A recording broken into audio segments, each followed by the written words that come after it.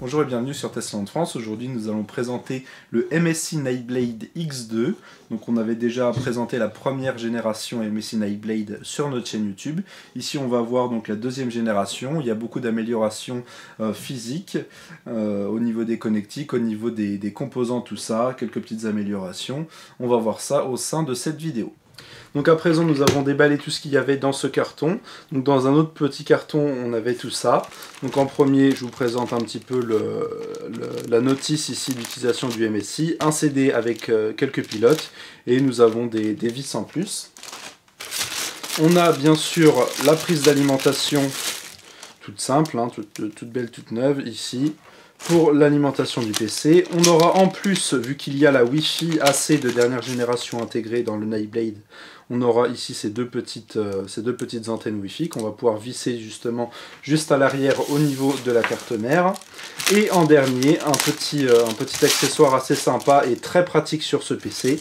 Une petite protection pour la poignée. Alors vous voyez à l'avant de ce petit MSI Nightblade X2, on a toujours cette poignée là en métal qui va être très solide et on va pouvoir, hop, comme ceci, accrocher la poignée pour pouvoir le transporter comme on veut sans se faire mal aux mains, et ça c'est vraiment très pratique.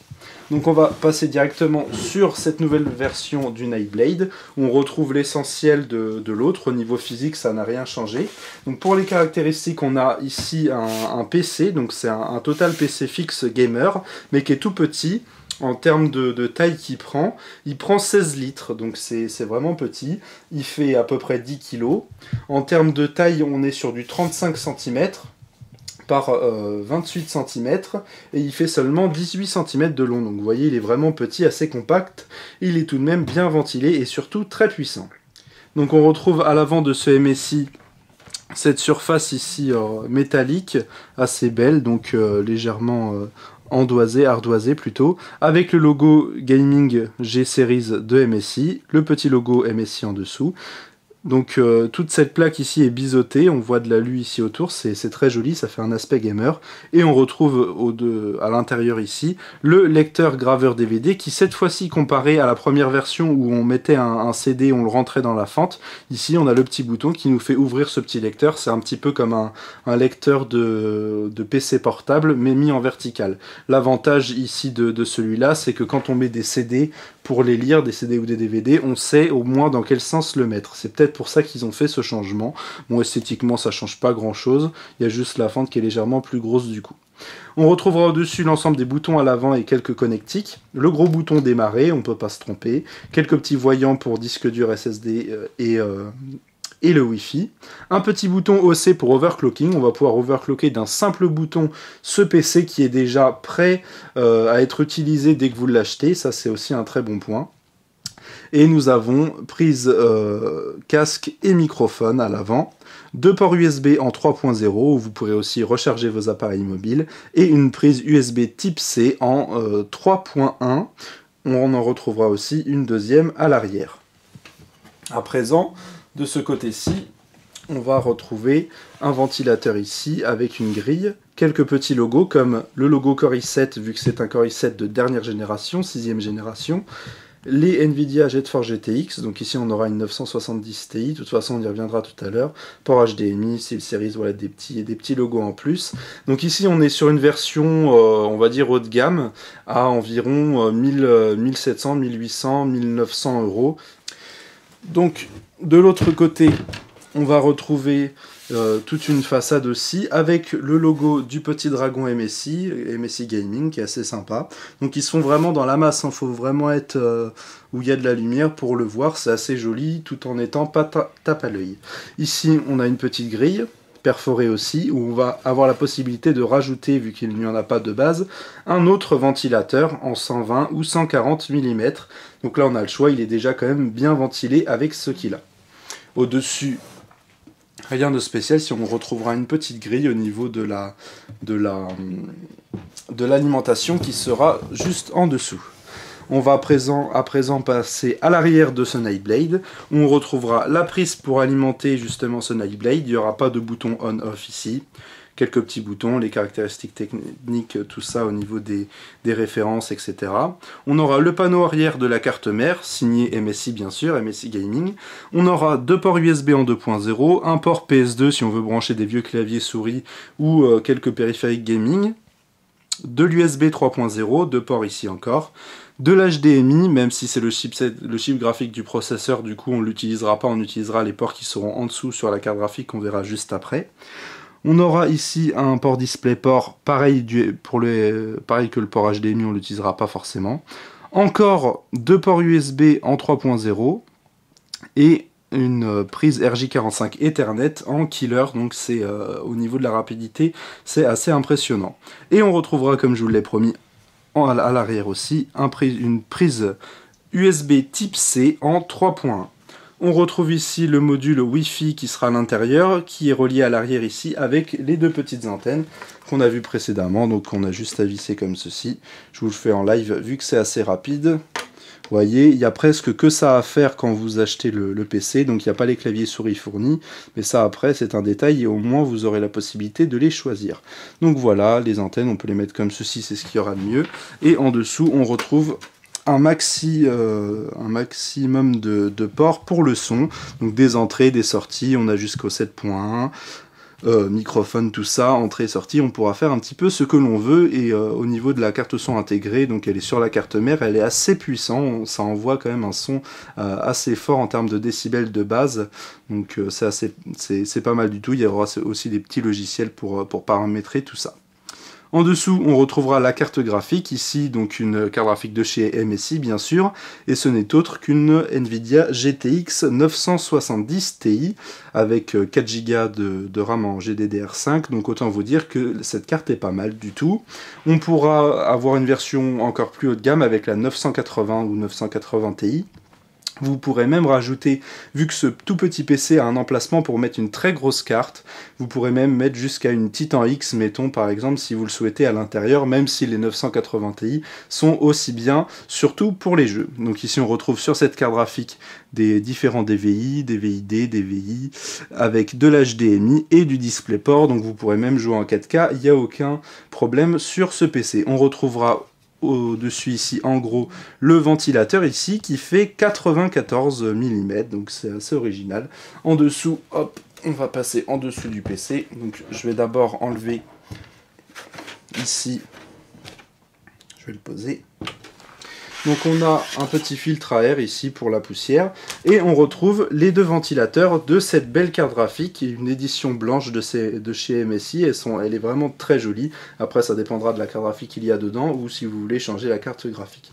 Donc ça fait des ventilateurs ici, il y en a ici, et à l'arrière, c'est déjà pas mal du tout, plus le ventilateur de la carte de l'alimentation qui refroidira de l'autre côté elle-même. Donc voilà, on va remettre cette protection et on va passer à l'intérieur ici de ce PC. Donc rien de spécial, il faut juste déclipser les 2 petits trucs, les 2 petits volets ici rouges. Après avoir dévissé les 2 vis qu'il y aura dessus, on pourra aussi les remplacer par des vis mains qu'on a vu précédemment lorsque j'ai présenté les câbles au début de la vidéo. Nous avons donc ici un petit cache qui peut se retirer comme ceci après avoir enlevé les 2 vis qui seront ici. Donc le voici. Et on a l'emplacement pour les 2 ventilateurs qu'on peut mettre en option en 120 ou 140 mm. Donc on pourra rajouter ici en plus si vous le souhaitez. Bon, à mon avis il n'y en aura pas besoin, mais ça dépend, s'il chauffe beaucoup, vous pourrez peut-être en rajouter un. On retrouve le petit ventilateur de 94 mm ici. En premier, ce qu'on peut voir, c'est le gros radiateur ici passif avec un ventilateur au milieu qui va refroidir l'air du processeur ici, un i7, comme je vous l'ai dit précédemment, on va le revoir après. La grosse carte graphique ici, qui va jusqu'au bout, donc on peut même en mettre une encore plus longue. Donc pour les cartes graphiques, aucune limite de taille, vous pouvez mettre jusqu'à les cartes les plus longues. Après, ça sera limité à 2 emplacements PCI Express au niveau de l'épaisseur de la carte graphique. Donc ici, elle est alimentée par cette alimentation, qui est une alimentation de 500 watts, 80+, Silver, donc très bien, elle est certifiée. On retrouve ici le lecteur CD, DVD, graveur, le disque dur qui fait 2 Tera ici, et c'est un Seagate, on voit le début de son petit logo.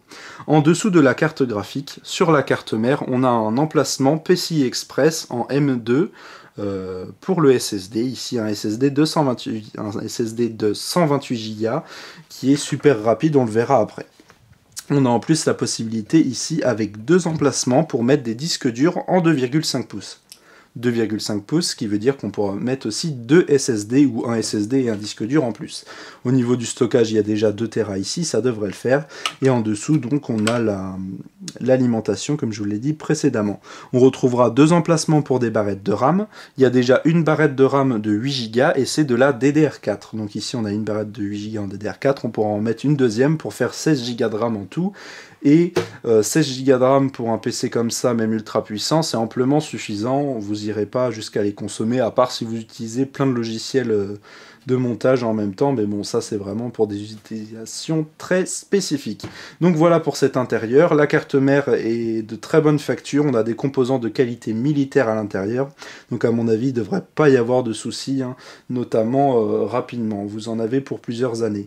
Et en termes de puissance, vous allez le voir, c'est assez impressionnant. Donc on va le refermer, on va le brancher et on vous dit à tout de suite pour le test avec l'écran.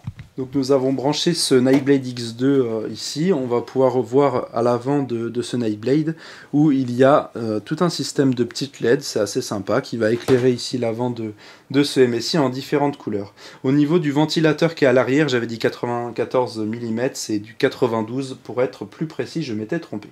Donc au niveau des caractéristiques techniques, on va y aller directement. On va démarrer le petit logiciel CPU-Z en version MSI Gaming pour en profiter. Donc ici on a un chipset Z170 pour les nouveaux processeurs Intel Core i7 6700K, donc une version assez haut de gamme. Il y a un peu plus haut de gamme encore, mais c'est déjà pas mal du tout. Il vient de sortir en plus ce processeur à 4 GHz de base, donc c'est un petit peu comme le 4790K, mais là en plus on est gravé plus finement au niveau des nouvelles générations. Donc on aura 4 cœurs et 8 threads, donc en gros 8 cœurs réels et virtuels en tout. Au niveau du cache de ce processeur, on sera à 8 mégas cache. La carte mère, c'est bien sûr une MSI. Le modèle, c'est une MS-B1061 pour être précis si vous voulez. La barrette de RAM de 8 Go en DDR4. C'est une 2133 MHz en plus, vu qu'on est sur de la DDR4. Et donc, on pourra rajouter une deuxième barrette. Voilà. Au niveau des graphismes, on a bien la GTX 970, donc c'est bien une TI ici, hein, avec 4 Go de RAM en GDDR5 dedans. Donc voilà pour ce qui est des caractéristiques techniques de ce PC. On va voir au niveau des SSD. Donc là, il y a un SSD en M2, en PCI Express de dernière génération, les 3e génération. On pourra même en mettre plusieurs en RAID pour avoir des super RAID pour que ce soit ultra rapide. Voilà le score pour ce SSD, donc c'est assez impressionnant. En lecture, on est à 1959 mégas par seconde. Donc ça dépend des fois, mais on est à 1900 mégas par seconde. Donc ça, c'est avec le super RAID, et on a en écriture 637 mégas par seconde. C'est vraiment assez impressionnant au niveau de ces dernières générations de SSD en PCI Express en M2. Donc ici on a une rapidité assez impressionnante. C'est pour ça qu'avec le Windows 10 qui est fourni dessus, on démarre, on s'éteint super vite, les applications se lancent vraiment assez rapidement. Pareil pour les jeux qui se chargent aussi vite, en plus d'avoir la puissance du processeur, de la bonne RAM en DDR4 et aussi donc cette super carte graphique. Au niveau de la connectivité, donc là on est connecté en Wi-Fi. Donc c'est la Wi-Fi AC de dernière génération. On a aussi le Bluetooth en 4.1 qui est inclus dans ce système Wi-Fi Killer. Et on aura en plus le DualShock Killer Pro qui nous permet de combiner la prise Ethernet qu'on a à l'arrière du MSI plus la Wi-Fi. Donc les deux seront connectés à Internet si on le souhaite pour avoir encore plus de rapidité de connexion. Mais bon, déjà si vous n'avez même pas la fibre chez vous, ça sert à rien de le faire à part si vous jouez en LAN. Donc voilà, on a en plus le petit logiciel Gaming Center qui est vraiment bien fait.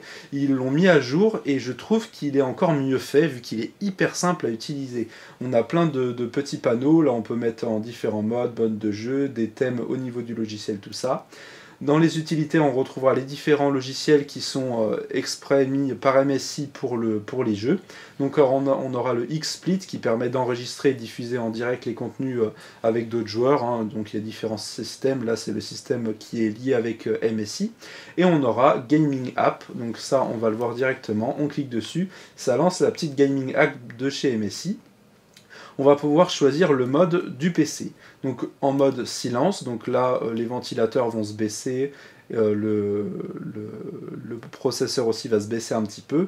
Donc voilà, il ne fera pas de bruit du tout. On pourra le mettre aussi en mode gaming, donc là ça va se rebooster un petit peu. Et on va pouvoir faire encore mieux. Si on appuie sur le petit bouton OC que nous avons à l'avant de ce MSI, hop, on appuie dessus, il s'illumine en rouge, et là, donc, il va passer directement sur le logiciel, comme vous avez pu le voir, en mode OC, overclocké. Donc, il va s'overclocker ici de base au niveau de ce processeur. On pourra tout modifier nous-mêmes si on le souhaite, mais déjà de base, si vous vous y connaissez pas trop, ça fait tout directement, et c'est vraiment très pratique. Bien sûr, ça consommera un peu plus, mais ça, c'est comme tout.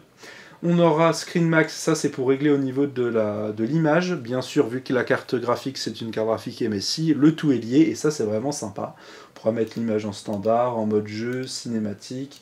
Voilà, et on voit une différence quand même d'affichage à l'image. Donc on va le mettre en mode jeu. Voilà, on l'applique. Il y a pas mal de choses comme ça. Ici, le Mystic Light, donc ça va permettre de gérer les petites LED qui sont à l'avant du MSI. Donc là, on les a mis qui se modifient, qui changent au fur et à mesure, ça tourne aléatoirement.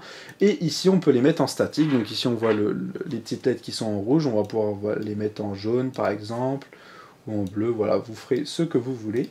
Nous, on va les laisser tourner comme ça. On pourra les mettre au son de la musique aussi, ou en respiration, donc ça va s'allumer et se rééteindre. Voilà. On va le remettre en différentes couleurs pour faire un petit peu kéké. Non, je rigole. Vous faites ce que vous voulez vraiment avec la musique, on peut tout faire. On peut même l'éteindre ici avec ce petit bouton on-off. Le panneau des périphériques, bon bah ça c'est tout simple, le volume du micro, le volume sonore, activer ou désactiver le superchargeur pour les ports USB pour recharger son téléphone ou sa tablette rapidement. On aura aussi la possibilité d'activer ou de désactiver la Wi-Fi directement ici.